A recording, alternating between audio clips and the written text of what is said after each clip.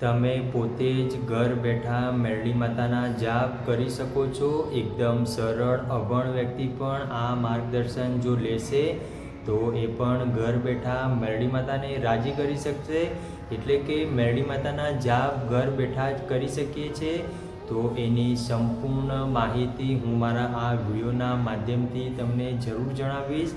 કેટલીક મારી વાલી બહેનો મને કમેન્ટ કરી હતી કે મહારાજ અમારે પણ મેરડી માતાના જાપ કરવા છે, તો સૌપ્રથમ શું કરવું, કેટલી માળા કરવી અને કઈ માળાનો ઉપયોગ કરવો, તો આ વિડીયોના માધ્યમથી સચોટ માહિતી જાણજો। મેરડી માતાના જાપ કરવાની પરંપરાગત રીત અને ગુરુ પરંપરા અને સ્થાનિક માન્યતાઓ પ્રમાણે થોડીક અલગ હોઈ શકે છે। સામાન્ય રીતે આપણે જાણીએ તો ભક્તિપૂર્વક જાપ કરવામાં આવે છે।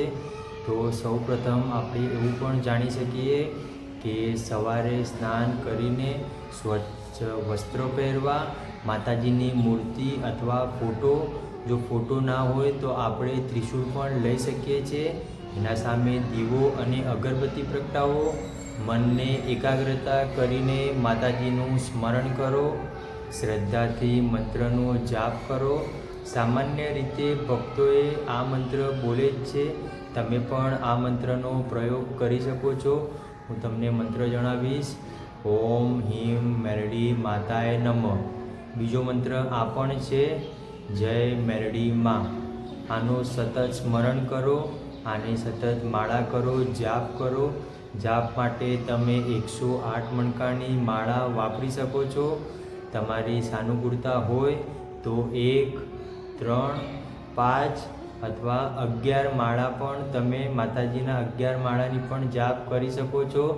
પછી માતાજીને પ્રાર્થના કરવાની, આપણી જે પણ પ્રાર્થના હોય એ માતાજી સમક્ષ રજૂ કરવાની। શક્ય હોય તો યથાશક્તિ પ્રમાણે માતાજીને પ્રસાદી ધરાવો। જો તમે કોઈ ખાસ તંત્ર મંત્ર, બીજ મંત્ર અથવા વશિષ્ઠ અનુષ્ઠાન વિશે પૂછતા હોય તો તે યોગ્ય ગુરુના માર્ગદર્શન હેઠળ જ કરવું યોગ્ય માનવામાં આવે છે। બાકી તમારે જો મેરડી માતાનું જાપ કે મેરડી માતાનું નામ સ્મરણ કરવું હોય તો મેં તમને હાલ વિડીયોના માધ્યમથી જણાવી, તો ઉપરની રીત પ્રમાણે માહિતી તમને મેં જણાવી કે આ રીતે પણ તમે મેરડી માતાના જાપ કરી શકો છો। વધુ માહિતી જોઈતી હોય તો તમે અમને કમેન્ટના અંદર જરૂર જણાવજો। ત્યાં સુધી જય માતાજી મિત્રો, રાજી રહેજો।